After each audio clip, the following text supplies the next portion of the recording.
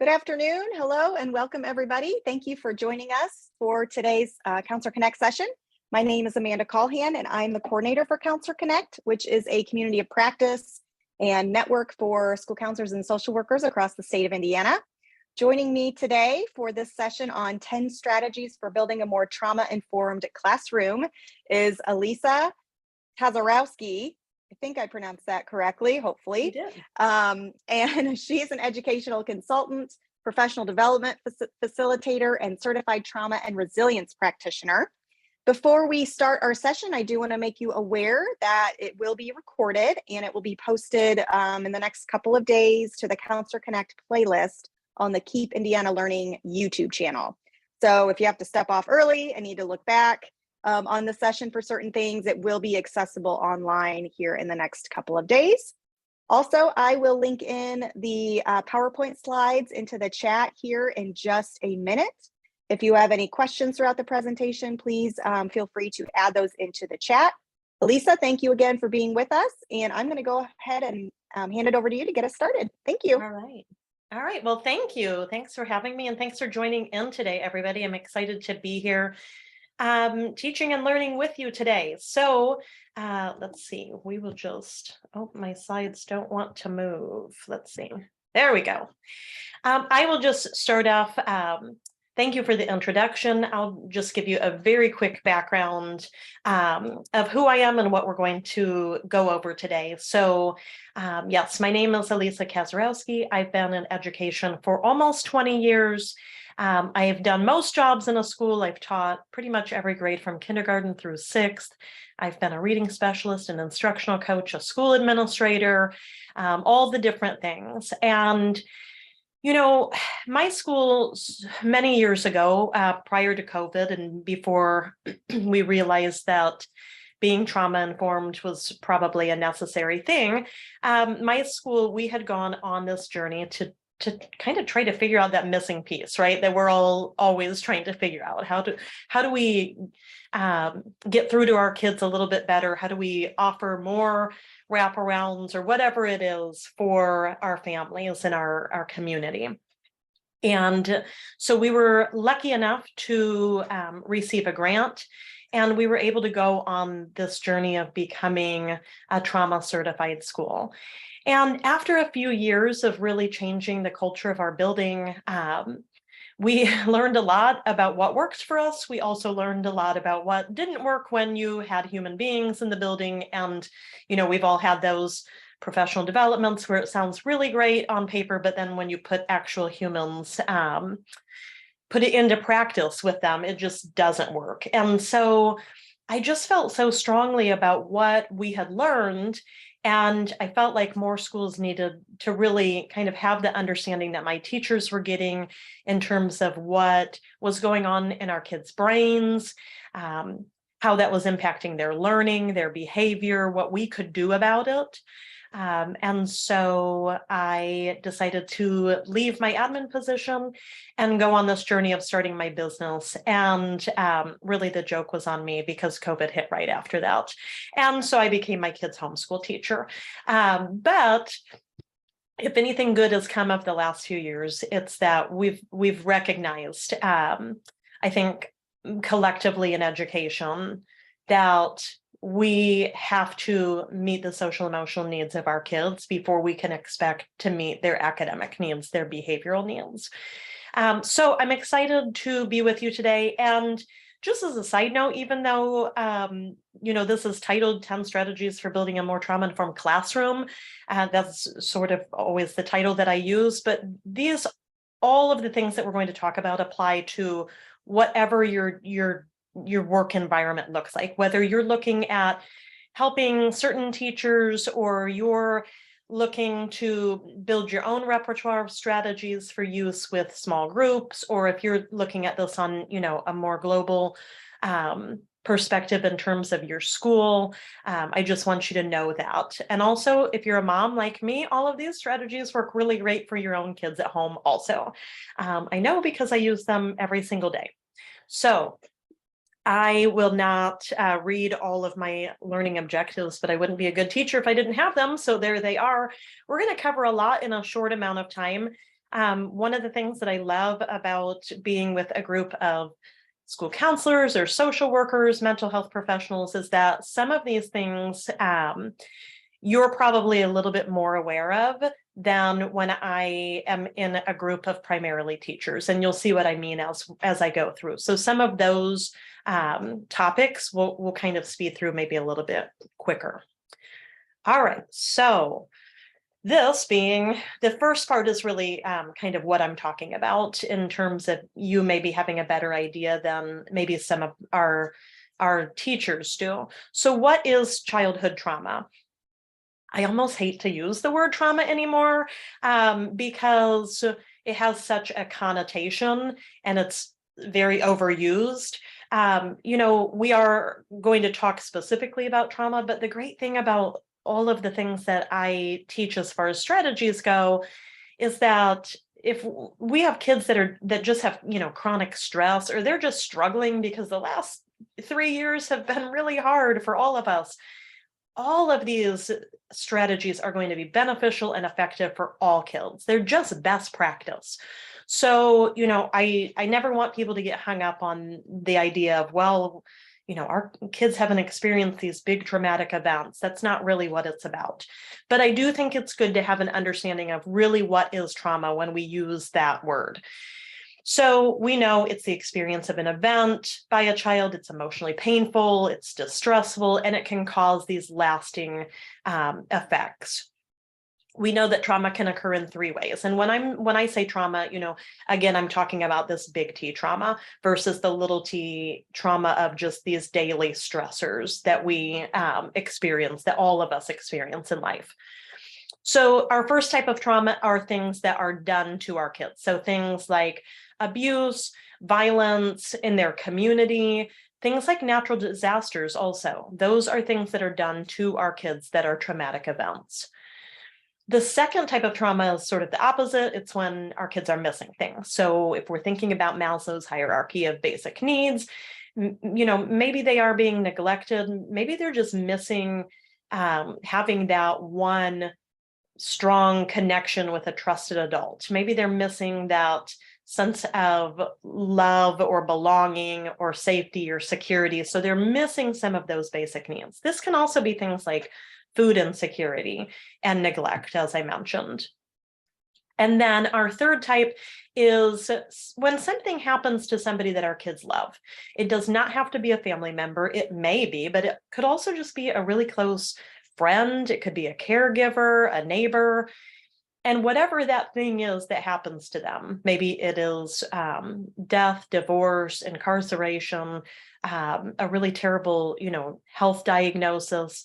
It's affecting our kids in some way. So that's our third type. Really, more importantly, though, when we talk about trauma are these last 2 statements. And these are the things that I think are really important for us to understand. And can be a little bit hard, I think, sometimes to wrap our brains around. So the first being that trauma can be a one-time experience or a chronic state of life. So if we think about a natural disaster like a tornado ripping through a community and obliterating a town and maybe the schools and homes. So even though we're going to be dealing with that event for a given amount of time, probably weeks, months, maybe even years, that is a one-time experience. At some point, our lives or the lives of the people impacted they're going to go back to some semblance of normal. That's different than a chronic state of life where our kids are going home to people who abuse them on a daily basis, or they go home and they have parents who abuse drugs or alcohol, or they have a domestic violence situation. And every single day, day in and day out, this is what's happening in their home environment. The last statement on this slide is the one that I think can be really hard for us to wrap our brains around, especially if we come from, a pretty good background, childhood. It may be hard for us to understand this. And that is that the traumatic event can be real or it can be perceived. So real, it is what it is. It actually happened. We know it's happening. What I mean by the perception of trauma, though, is, let's just take an example of a student who maybe is new to our school. And so they just enrolled. We maybe know that there are things in their background that, aren't great. But what we see, it's like the iceberg effect, right? We see what's above the surface. And so maybe this child was in the foster care system for a while and bounced around from house to house. And ultimately, for whatever reason, parental rights are relinquished or taken away, and they have been adopted by one of their foster families. And so they come and they enroll at our school. And what we see is a child that, yes, had some issues or maybe has some issues and had some, obstacles in their past, but now is living in what seems to be a pretty decent home environment, parents who care about them. Maybe they have siblings and they take, vacations, or they get to go to museums, or they have these experiences. And so things seem to be sort of on the up and up, so to speak. What we don't see is everything that's beneath the surface. So I like to refer to this as like the other shoe is going to drop mentality. So that child is coming to school every day and quite possibly thinking, oh my goodness, all of this is going to be taken away from me at any point in time. I'm just going to be back with those people that abused me or hurt me or whatever it was.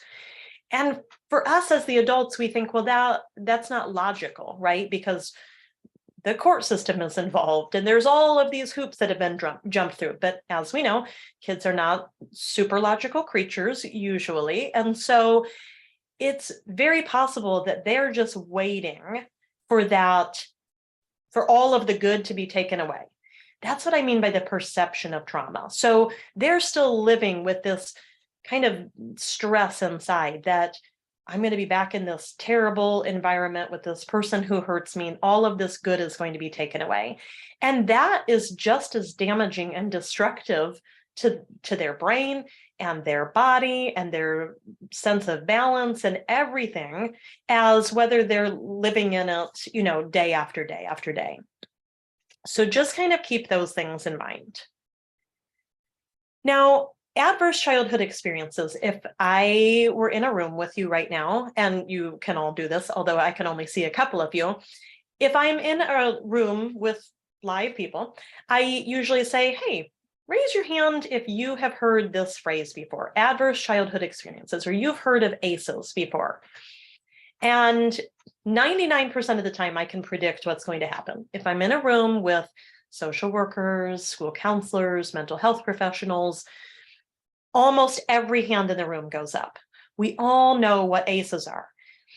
If I'm in a room primarily made up of teachers, I am lucky if I get one, maybe two hands up, and it's usually the school counselor, the school social worker, maybe a school administrator. Our teachers just don't know about ACEs because they've never been exposed to them. And we are learning so much about ACEs that it's really, I think, critical that our teachers understand this idea of an ACE score and how that can impact our kids, down the road later in life. We know that the higher your ACE score is, the higher risk you are for all sorts of mental and physical health impacts later in life. So our three types of ACEs fall into these three categories, which also align very nicely with my three types of trauma that we just went over. But really, like I said, what's important about ACEs is understanding that the higher our score is, the higher risk we are for all sorts of things. I mean, it, runs the gamut from you're at a higher risk of being diagnosed with lung cancer and heart disease and asthma and high blood pressure and, mental health issues. And so it's important that we understand that in terms of what our kids have experienced. All right, I'm going to quickly give you a few numbers and then we're going to dive into the actual strategies. So if you're a numbers person, and I haven't convinced you, although I'm sure I probably have, otherwise you probably wouldn't be here, as to why schools should be trauma informed, I'll give you just a few statistics. Keep in mind, we don't have great updated statistics post-COVID, since I don't know that post-COVID is necessarily truly a thing yet. So these are a little outdated, which is fine, but just keep in mind that these numbers are likely much, much higher now. So the percentage of our kids who have experienced at least one ACE, I argue at this point, it's actually not 46.3% like it was back in 2016, but it's actually 100%. I know if you take an ACE quiz, it's not going to ask, before your 18th birthday, did you experience a global pandemic? That's not one of the questions yet. However, I think we can all agree that the last few years have had a serious impact on all human beings. And so, yeah, it's definitely an ACE that our kids have, in their back pockets at this point. That number translated, or that percentage rather, translated into number was 34 million. So this is the number I used to like to use, particularly when I heard people say, well, we don't have kids with trauma at our school. And I would say, wow, 34 million kids, that is amazing that not one of them is in your building. Of course, chances are they are, and it's more than one. Trauma can just look very different depending on, what your school environment and your socioeconomic population is.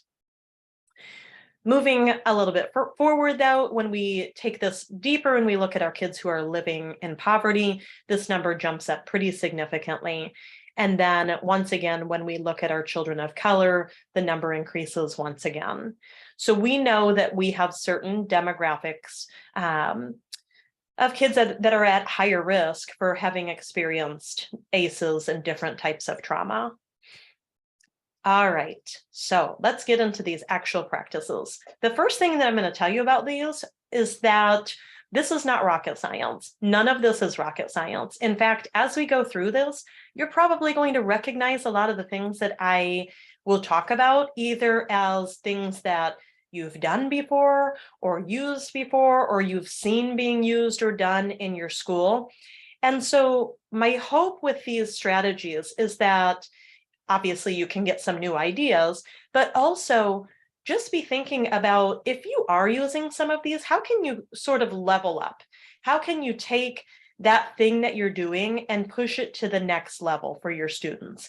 How can you integrate some of these into not only your work environment, but maybe the environment of some of your colleagues? Whenever I'm talking to school counselors or social workers, I always say, think about your teachers. Which of your teachers need some of these? And how can we go about introducing them to some of these strategies and working with them to start integrating them into their classroom? All right. So first of all, the foundation of everything trauma informed is this idea of building strong relationships. We are not going to get anywhere with kids if we don't connect with them in some way and on some level. And so, as an administrator, many years ago, we used to say, well, you can't teach unless you can manage. And that's true, but I would argue also, you can't manage unless you can connect. If you don't have trust, at least some sort of open communication with students, then we're not going to get anywhere with them. We're not going to be able to manage a classroom or a small group. And ultimately, all of those things have to come before the academic piece comes. So we have to put the time and effort in, not only at the beginning, which many of us are really good at, but then also keeping that consistent throughout the year. How do we check in with them? How do we take the things that they say to us and kind of stick those in our back pocket as things that we can bring up, next week when we see them? Hey, I remember you told me you were doing this thing. How did that go? Because those are the little conversations that build the bigger connections. All right, here we go. Nope. Sometimes I sneak slides in on myself and I forget that they're even there. So just a quick statistic again, or not so much a statistic as from a study that was done at Harvard University, showing that the single most common factor for kids who develop resilience is at least one stable and committed relationship with an adult in their life. And that's great. A lot of kids, I think about my own kids. My own kids have two stable, mainly stable, and very committed relationships with people in their own house, myself and my husband. That doesn't mean that I don't want them to also have those relationships with people at school, on their sports teams, or different, extracurricular activities, or in church groups, or wherever else they're going. The more the better. But then on the flip side of that, we have a lot of kids who don't even have one person at home. And so they're coming to school looking for this. So how do we facilitate those connections being made at school? And how do we make sure that we don't have kids falling through the cracks? Okay, now we're really moving on to the first one. Okay, so this first one is very simplistic, but it's actually, when we get deeper into it, it's actually not. So sure, the idea of, greeting our kids every morning seems so easy, but if we really think about it, and when I say, to back up, when I say greeting kids, I don't necessarily mean, unless this is like your personality, I don't mean this, viral video worthy, like individual dance moves, handshakes, or whatever.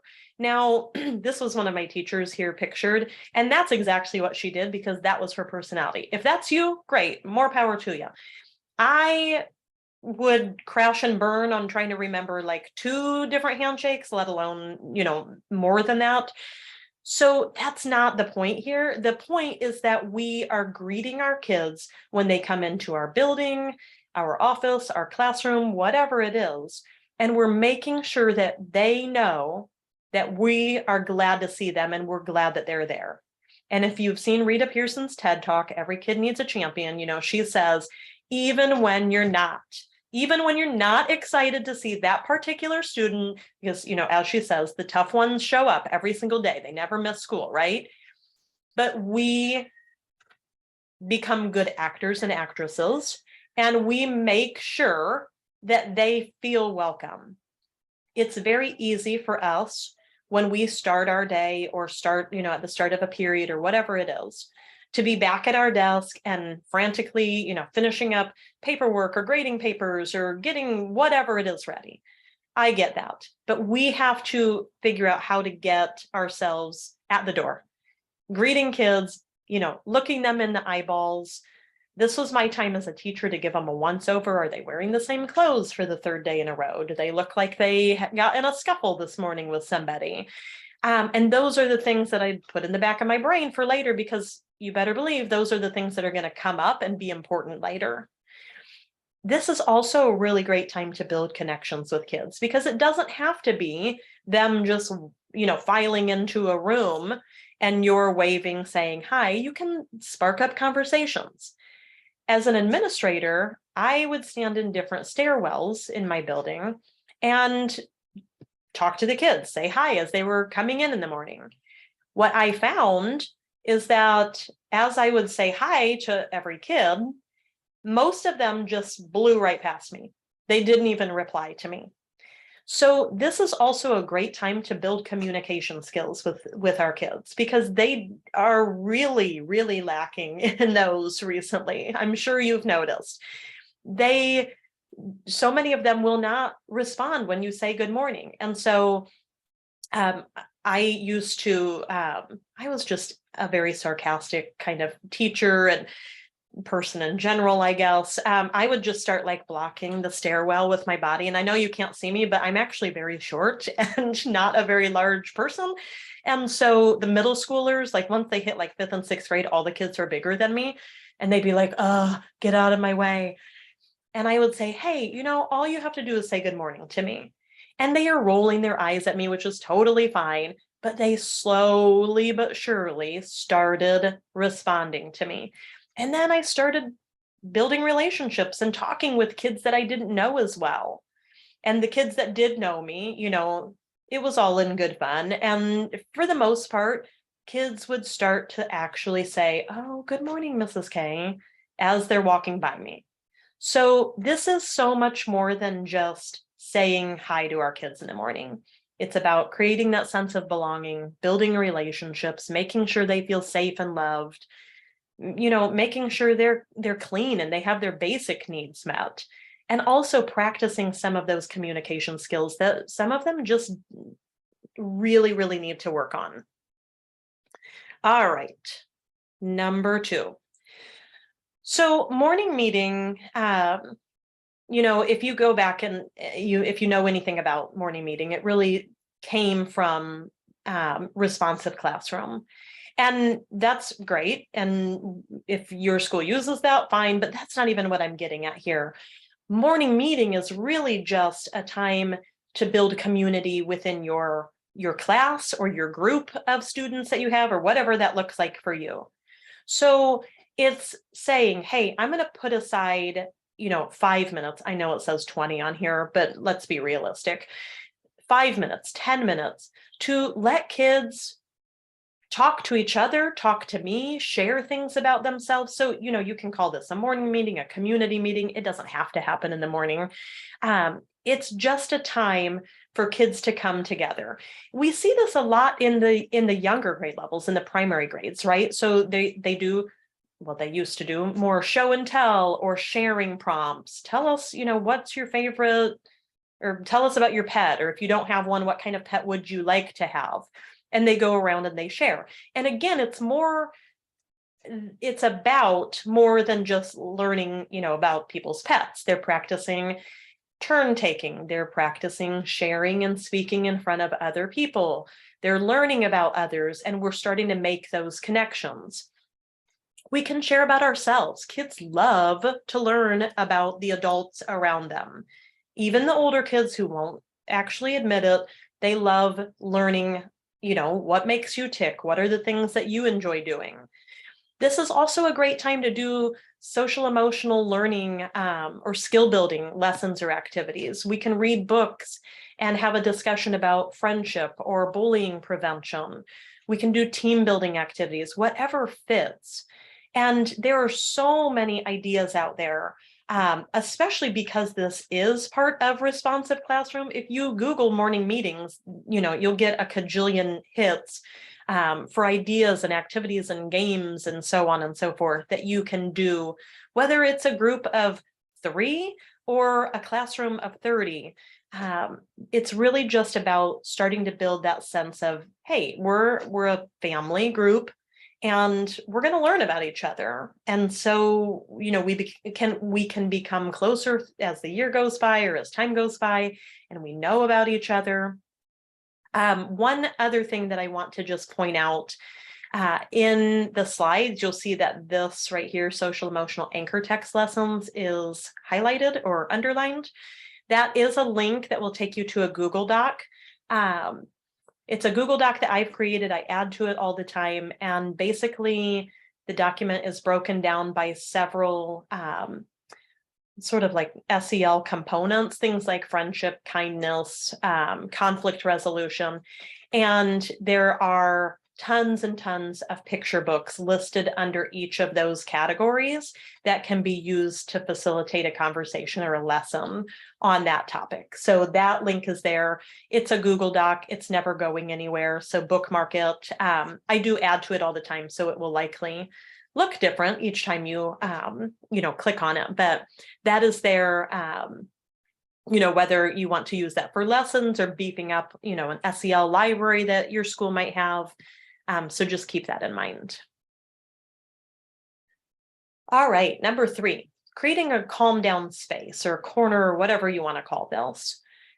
This is something that in my building, we had one in every room in our building, including the front office, the gym, the cafeteria, everywhere. Every teacher had one, every person had one. And the idea was we were creating a culture where we were teaching our kids de-escalation strategies. We were teaching them different tools to use to calm down. We were teaching them about their emotions and recognizing them, identifying them, and how to regulate them. And so just like adults need a space to go, the kids need a space to go also. So how can we create a space in our office, in our classrooms, or wherever, where we can encourage our kids to go to calm down. It's not a timeout space. It's not a place that we're sending kids punitively. Maybe we're suggesting that it might be a good time for them to go there. But the things that we're including there or in that space are things that we have introduced to kids. So they should know, if there are journaling pages or reflection pages or sensory tools, they should know how to use those. So there's a lot of setting the expectation up front with this, so they know how to use it and really benefit from it on the back end. So this is something that we taught our kids. How do we use this space? When do we use this space? It's not a space for you and your best friend to go and hang out for 20 minutes. It's not a space to go to get out of learning or, whatever we're doing at that moment. Why do we need this space? Why do we need these tools? So, that's really the important piece of this, is giving them the background and setting the expectations. If you just, set up a cute little area in your office or your classroom, but you don't teach them how to use it or what it's for, then you're going to run into problems.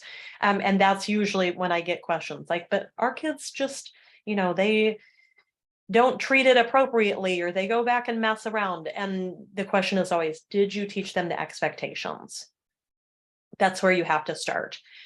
This picture right here is from a 4th grade classroom. This calm down space was actually part of her classroom library. You just can't see the library. It's kind of off to the right. So it was nothing spectacular. It was nothing that, needs this huge amount of space.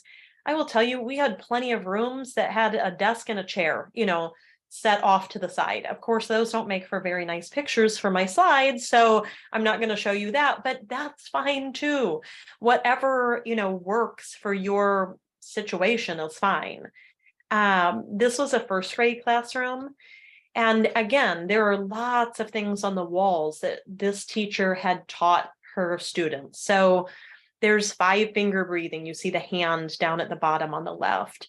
They had read When Sophie Gets Angry, Really, Really Angry, and they had talked about things that they can do when they get angry. And so all of these things were posted up as visual reminders for them to use. Hopefully, right? That's the hope, that they get back to that space and they remember some of those tools. It's a process. Of course, they're not just going to go back there and say, yep, okay, I need a deep breathe right now. It's a process of reminding them of all of the tools that we've taught them and how to use them. All right. Speaking of strategies, that is number 4. I should flip-flop these, because really we have to teach the strategies first. How do we teach our kids de-escalation strategies?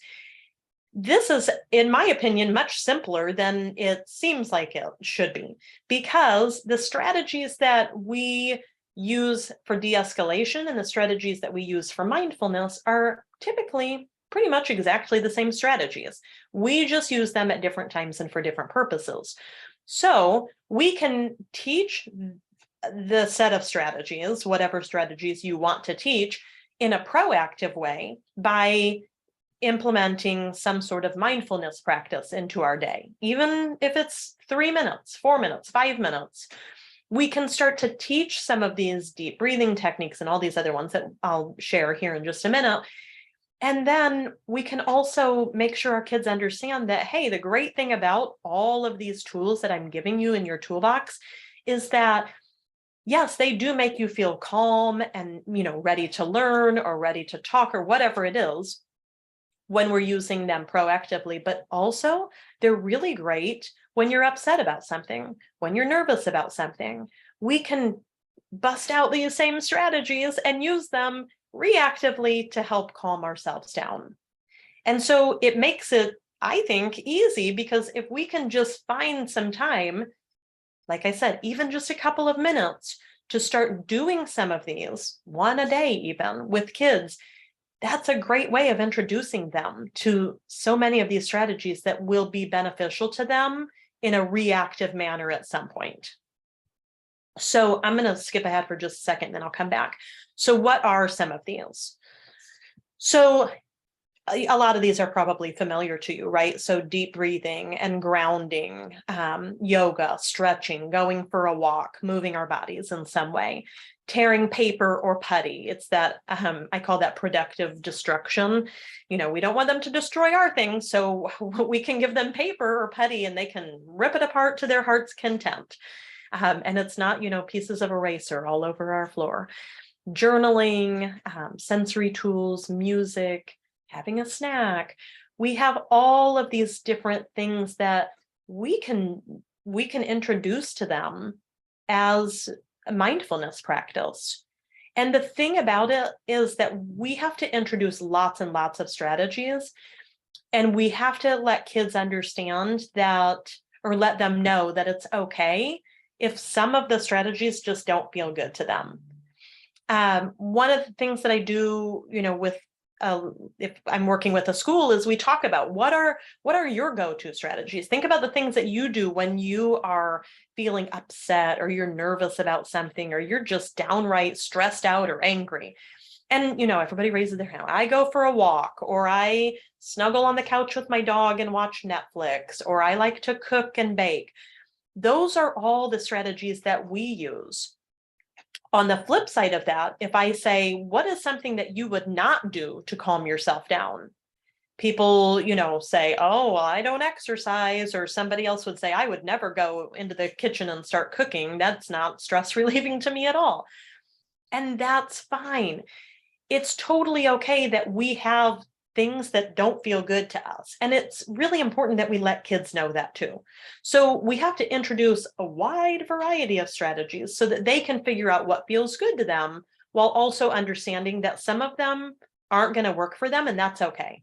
They don't need to choose those, when they're trying to calm themselves down then. Like, hey, give it a try when we're introducing it to the whole class or to the group, but maybe this isn't something that you would choose on your own, and that's okay. Just to flip back here one slide real fast. The other thing about de-escalation is that there are some techniques and strategies that we need to remember as the adults also. I like to think that I'm not alone when I say, there have been plenty of times where I'm trying to diffuse a situation, whether it's at school or it's my own kids at home. And, I'm really calm and really patient until I'm not. And then all of a sudden, my stress level has gone through the roof, and I don't know how I got there, right? It's usually because we're not getting anywhere. We're not getting the result that we want, and so we're getting frustrated. So things that we need to remember, some are really obvious, right? Like, we probably shouldn't be yelling at the kids that are escalated. We need to be aware of our body language. But then some things that maybe are a little bit harder for us and take some practice, like listening without interrupting. I have to bite my tongue many, many times with my own children, because a lot of us like to just impart our wisdom, right? And we've been there. We've dealt with the things that they've dealt with. We have the answers, or we like to think that we do. And sometimes our kids just need us to stop and listen to what they're saying. And sometimes they don't want us to give them advice or, strategies. They just need to vent. Sort of that idea of like when you're venting to your friend and they're like, here's what we're going to do. And you're like, I don't want you to fix this. I just need you to listen. Validating their feelings, not their actions. So, it's okay that you were frustrated in the cafeteria because so-and-so called you a name, but running out and then punching a hole in the wall, that's not okay. We need to come up with a better way of getting that anger out that's more productive.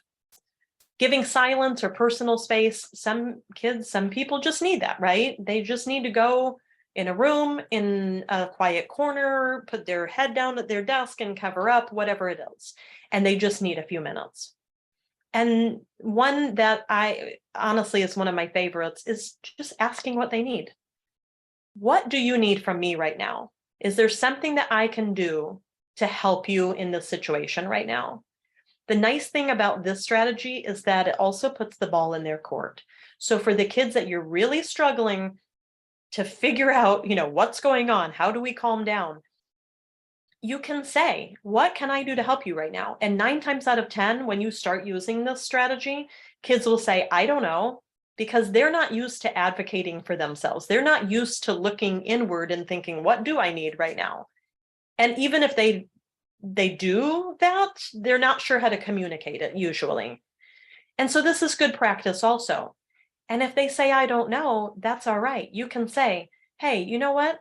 If you need to just go and sit down and think about it for a while, that's okay. If you come up with something, you can raise your hand, you can pass me a note. Obviously, you're not going to use this with the kids that are, tossing chairs and desks and, are completely out of control.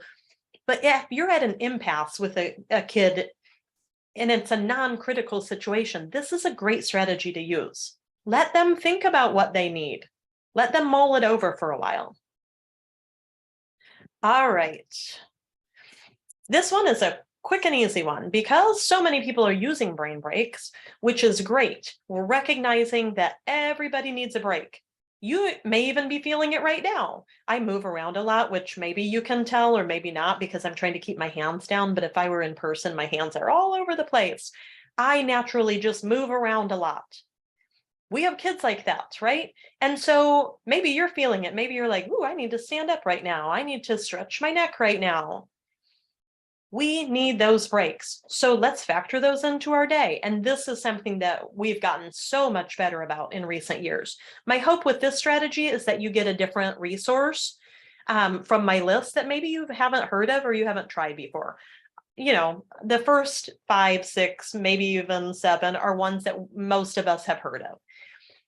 Now, our older kids is where it gets a little bit trickier, I think, for us to come up with ideas for brain breaks because so many teachers use Go Noodle or Jack Hartman, but a lot of that is really geared toward younger kids. So David Sladkey on down on the list, the last 3, are really, really great for our intermediate and middle schoolers. They still need those breaks, but they are going to, roll their eyes like in a mega way if we put on certain, Cosmic Kids videos or Go Noodle videos. They want something that is a little bit more in line with their age group. So those are some great resources to check out. All right. Moving right along to number 6. I always love talking to a group of counselors, social workers, because it usually I don't need to get as much buy-in from a group of those people on sensory tools as I do sometimes with a group of teachers because, and I get it, I'm not that far removed from being in a classroom it's easy to look at some of these things and think, well, these are toys, and admittedly, some of them have become toys. The fidget spinner, the Pop-It are, not typically used as they were intended, probably. But there are some really great sensory tools out there, and they do have big benefit for our kids. So, whether it's the little calm strips, that are the sticky strips that you can put on phones, computers, desks, chairs, whatever, Velcro, chew necklaces, different fidgets for kids to have in their hands or wiggle seats. I try to help teachers understand that if we, again, set the expectation and teach kids what the purpose of it is and how we use it, then these really can be very beneficial. But you wouldn't just bring a bin of them in one day and say, all right, have at it. They have to understand what the purpose is. So a phrase that we started using at my school, I don't even really know how, was different kids need different things at different times. It's very simple. Different kids need different things at different times. So, and we would use this to help our kids understand. Okay, well, you know what? Mrs. K wears glasses. I need my glasses in order to see. Does everybody in our class need glasses? And the kids would say, no. I'm like, oh, really? Okay, so what if I gave you my glasses? And, one kid would try on my glasses and they'd say, I can't see anything. Right, because you don't need those. Or if we have a kid who has a cast on their arm. Okay, well, so-and-so broke their arm over the weekend and needs a cast. Do we all need a cast then? Of course, they think it's silly. Of course we don't. Right, because we need different things in order to be successful in our learning at different times. And maybe somebody needs that tool today, and maybe you'll need something different tomorrow. So it's a good way to help them start to understand, especially the younger ages, why we don't all get stress balls just because one person has, or one person has a fidget. We don't all get a fidget because we don't all need it at that specific time. And then just a few more, rice and beans, kinetic sand, beads, putty. There's so many sensory tools out there that if we can start introducing them, even just like one or two of them, especially for the teachers that feel kind of afraid of them, then hopefully we can get them to understand that really there are benefits from them. All right, number 7.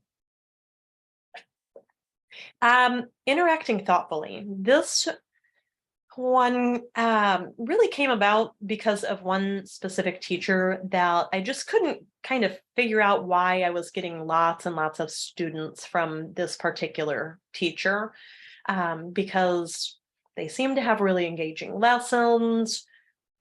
I was always engaged in the classroom. There were so many question marks. And this is what it came down to: how this teacher interacted with students. So I mentioned earlier, I'm a very sarcastic kind of person, which didn't really bode well for me when I taught 2nd grade. They don't really understand sarcasm, but I did find when I looped up to 3rd grade, that was a big jump. And suddenly they all understood my jokes after that summer. And it was like the best day of my life when they laughed at me. We have to remember that we're 50% of every interaction now. So the way that I would handle certain things was often using sarcasm to diffuse a situation. So for instance, if I have a student, kind of visualize a classroom with traditional rows of desks. So let's pretend I have a student who brings his backpack into the classroom every day. Every day it's in the middle of the aisle. I can't get through. We've had this conversation over and over again. So I might say, just kind of sarcastically again, like, oh, okay. Hey, do you think you could move your backpack? Because, I am like real old and I'm probably going to trip and fall and break my hip. And man, I just have so many things planned for today that I just don't know that we can fit a trip to the emergency room into our agenda. Are they going to roll their eyes at me? If they're middle schoolers especially, absolutely. But I mentioned earlier, it doesn't bother me. Roll your eyes away at me. Because 9 times out of 10, the kid is going to roll their eyes while moving their backpack out of the way. And I can carry on my business. We go about our day. It's done and over with. This particular teacher would have handled it very differently. He might say, oh my gosh, how many times have I had to tell you to move your backpack? It's in here every single day. We have the same conversation over and over and over again. And to add insult to injury, maybe, just maybe, that teacher would give a little kick of the backpack to get it out of the way. I don't know about your kids, but you didn't touch my kids' things, their belongings, right? So that kid was up and they're in each other's spaces and maybe they're yelling at each other and it becomes a thing. And either that teacher sends the kid out or that kid says, I hate you, and leaves, right? I'm never coming back to your class. And inevitably, they end up in my office. And this is what it boiled down to: how we're interacting with kids. How do we avoid being authoritative when we don't need to be? Save it for, the ball is rolling into the middle of the street and the kid is running after it at recess and you need them to know that you mean business. So you yell, get out of the street. Save it for those times, not getting the backpack out of the aisle. How do we give them choices or provide reasoning for our directions? My reasoning was I'm old and I'm going to trip and fall and break my hip. It's silly, right? But I gave them some sort of reasoning. How can we use private nonverbal redirections for our kids who are not going to do well if we call them out or we, quote unquote, point the finger at them? And avoiding power struggles. That's what this teacher didn't understand. This teacher loved a good power struggle. And the thing is, you're never going to win a good power struggle. Kids are the most persistent creatures on the face of the planet. They will power struggle with you for 2 weeks straight and never give in. So just avoid it altogether. Be aware of how we're talking. Be aware of the kids that all they hear is the yelling and the authoritative, do this, do that at home. How can we make the school environment different for them? All right, number 8, and we're getting close. The last 3 will go quickly. This one, sometimes I get daggers shot at me from eyeballs of teachers. And again, I get it. Like I said, I understand that we're limited in the things that we can use as consequences and to get through to kids. But I believe very strongly in recess and not taking it away from kids. Not only is there so much science behind this, right, and so much research to tell us what kids are learning at recess and how it's beneficial, but I used to tell my teachers, never give a consequence that's actually a consequence for yourself. And taking away recess is exactly that, because the person that's going to pay is you in the afternoon when they come back in and they're all nuts, or those certain kids are nuts, because inevitably the kids that are losing recess are the ones who need it the most. So I'm not going to just say, don't take away recess and then move along. I will at least give you some alternatives. So what could we do instead? Well, if your student hasn't completed work, I've got news for you. They're not going to complete their work at recess either.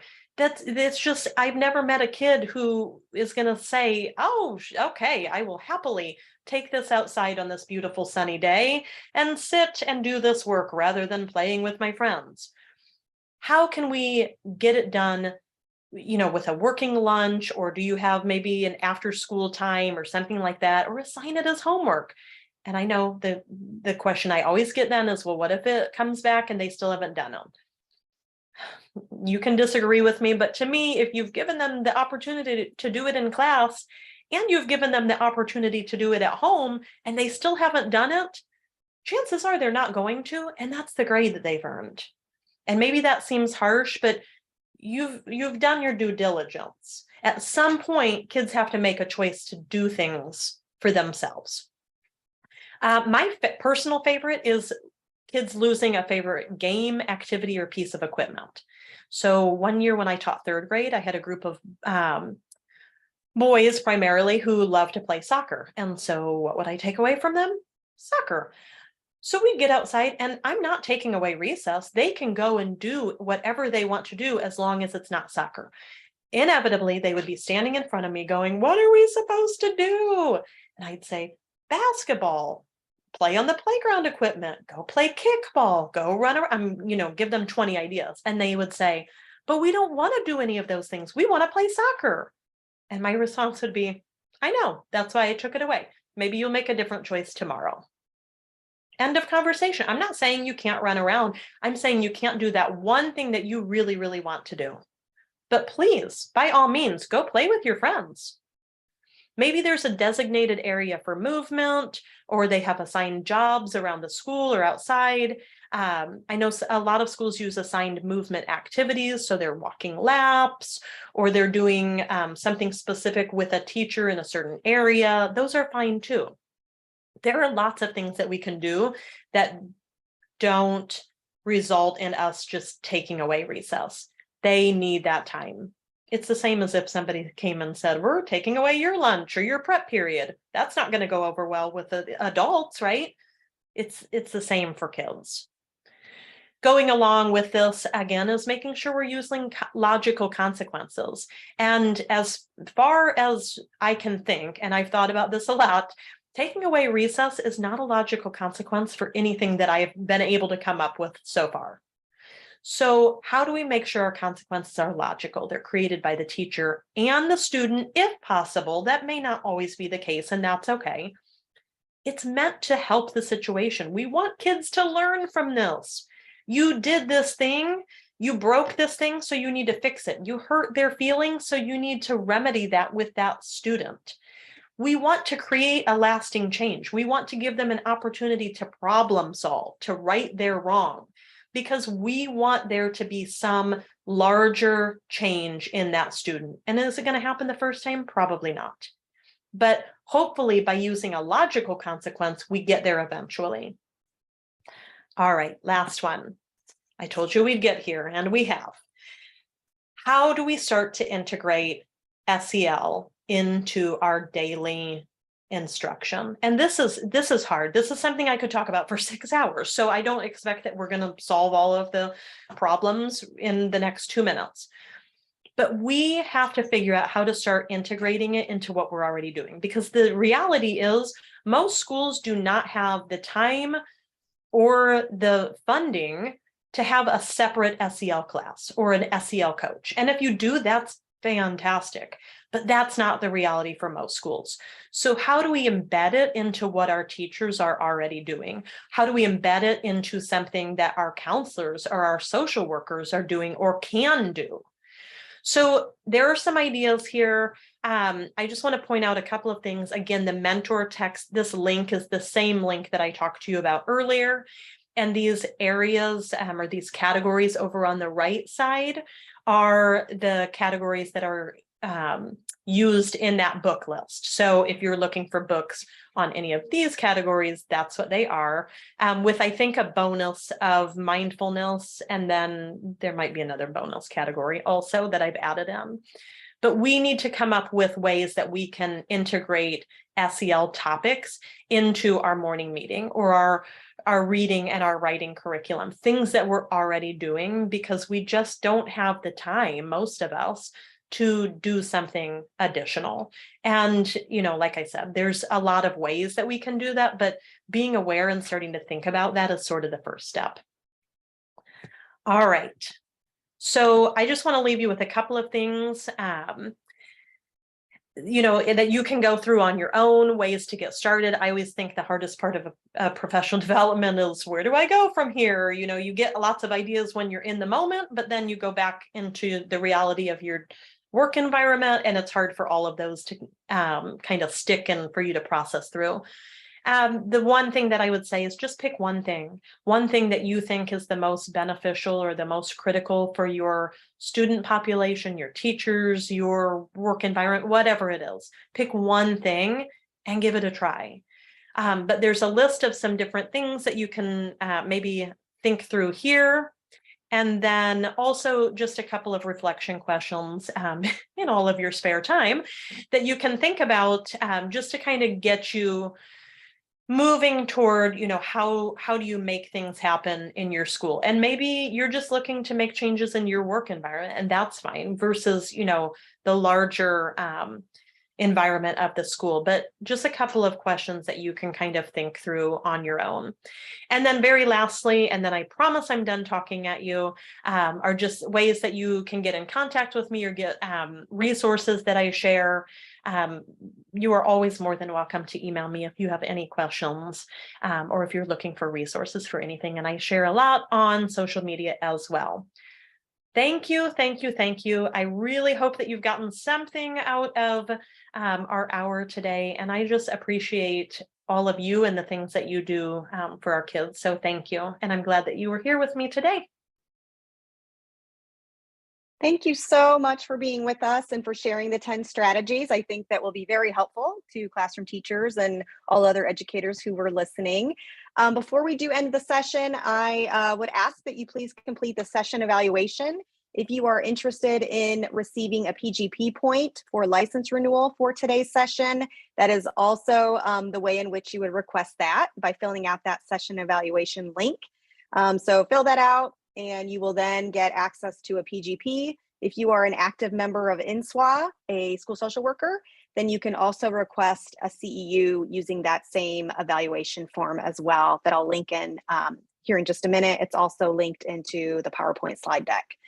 Want to go ahead, Lisa, could you go fast forward to maybe the couple slides to the upcoming event slide? Yes. Just want to share you're fine. Just want to share very briefly some upcoming events. We have a book study for counselor leaders and aspiring leaders that's kicking off next Wednesday. We're going to be reading the Dare to Lead book by Brene Brown. So join us for that. We have an advocacy session that will be occurring on February 7th, which is during National School Counseling Week.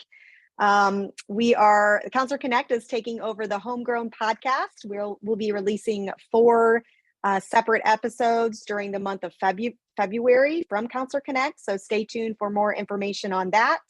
The Department of Ed is hosting a prepare training in Indianapolis on March 1st and 7th. We have ISCA is hosting solution focused brief counseling with Dr. Russell Sabella in March in Indianapolis. And then finally, we are hosting Discipline Reimagined restorative readiness training with Nathan Maynard, also in Indianapolis in April. So lots of things happening. Be sure to check out the website for more information or read the Counselor Connect monthly newsletter to get updates. And with that, I will say thank you again for attending. I will link in the PGP session evaluation here to the chat in just a quick second. Otherwise, have a wonderful rest of your day. Thank you.